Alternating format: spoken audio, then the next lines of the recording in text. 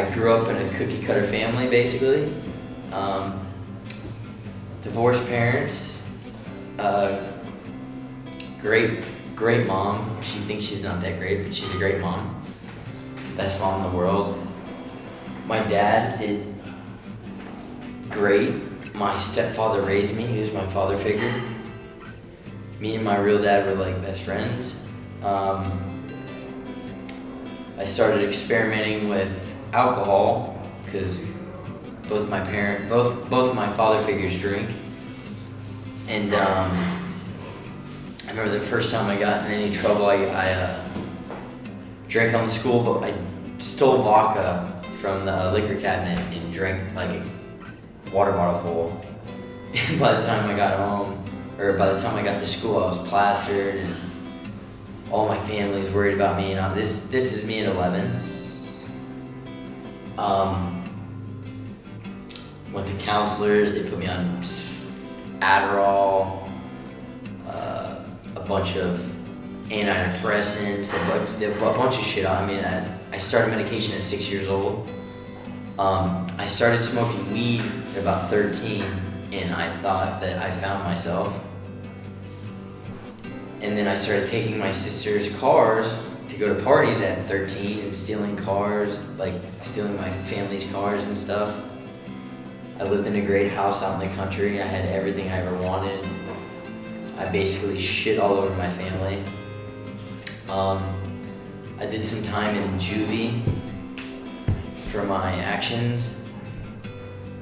That led up from the time I was 14 to actually when I was 18, I spent a year in juvenile prison. I got out on my 19th birthday, and that was probably the best year of my life.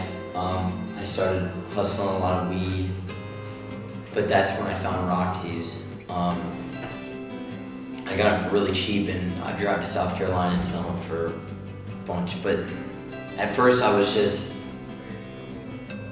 selling them, making money. You know, I had a good girlfriend. My family was supportive. I lived in a nice house with my aunt and uncle. They helped me out. Everyone was very supportive.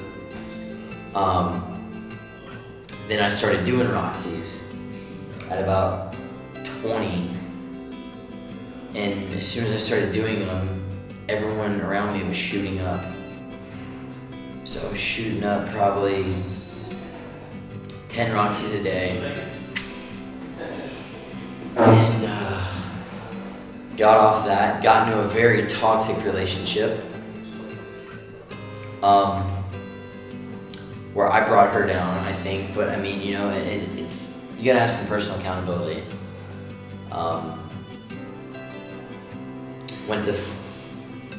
I've been to Passages, I've been to Hazleton, I've been to Gable Center, I've been to premier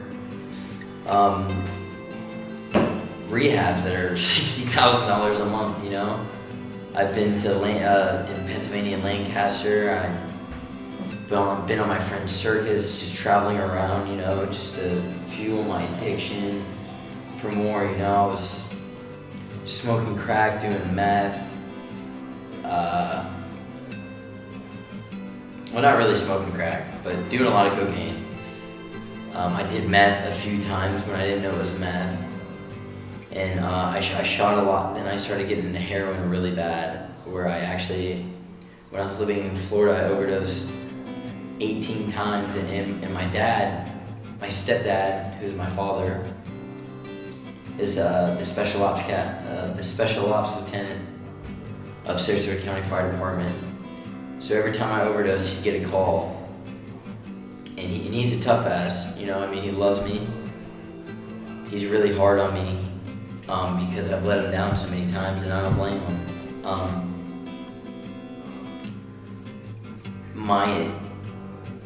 I couldn't wake up without thinking about doing drugs. I needed an opiate, I didn't care how I got it. It got so bad in the end. I mean, I've owned companies where I've made tons of money and just buried them into the ground. I had a golf car retrieval company. I was a very successful car salesman. I I owned a staffed event company where we go around the country selling these super sales for car dealerships. Done a lot of shady things I'm not proud of, such as con people into buying cars that I know they had shitty credit, and I'd give them an interest rate of like 30%, not literally 30, like, but 26%. I'd do a loan through Santander, and that was just to fuel my addiction because I knew I was doing a 6-pound deal on them.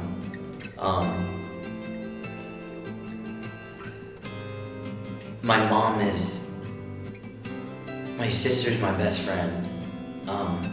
I got 3 sisters and 2 stepsisters. And after I got fired from my friend's show, so just recently,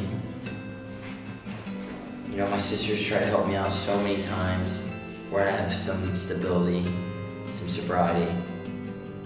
We've been wasting hundreds of thousands of dollars on rehab, and I literally took this pill right here,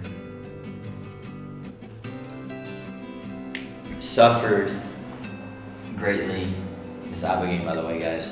It's alright, it's legal because we're not in America. I suffered. It took me back. It was absolutely amazing. It took me back through when I was a kid. From when I was a kid, like, I literally went back and saw everything I've ever done. And the crazy part about it is, you go back and you realize everything you've ever done wrong. And I had so much guilt, shame, and I couldn't look in the mirror. And I couldn't look at myself in the mirror. I was so ashamed of who I was. And I'm so proud of the people that love me, that didn't give up on me. You know what I mean? And this experience changed my life. And what's even crazier is I talked to people that were dead. Like, I talked to my mom's dad. I talked to my best friend Weston. I talked to my best friend Zach's dad. Like, and they're just telling me, what are you doing? And then even after the treatment, I've had dreams and I'm talking to dead people and it's clear as day. And it's fuzzy while you're in there because you're like, oh fuck, like, why did I do this? Like, it's not good looking in the mirror and seeing all the bad shit you've done, all the harm you've done. And I just wish everyone could experience this. I mean, I go from doing 2 grams of heroin a day to detoxing without getting a pill every 4 hours. But Mom, please let me get another one. But I woke up feeling fucking great, dude. Like, I have no fucking withdrawals whatsoever. I ask questions about what I'm going to do for career, and it's going to work itself out. And the only word I have for this is miraculous. It's a miracle. It's not too good to be true. It's not. I don't care what you say. Some people take it. Some people trip harder than others. I really didn't trip. I really just talked to a lot of people, and I just can't wait to get out there and conquer the world. And I recommend $7 grand. Okay, you go to Passages Malibu. You go to Hazelden. Your copay is $5 to $6 grand, and then your insurance is gonna hate you because they're gonna charge your insurance $64 grand, and then the insurance isn't even cover it all. Why would you not just spend the money to come here and not it? What? Hi, my name's Andrew. I'm an addict, and I'm always gonna be an addict. What the fuck? Have you guys ever heard of the law of attraction? You are what you say you are. Like, how stupid is that, dude?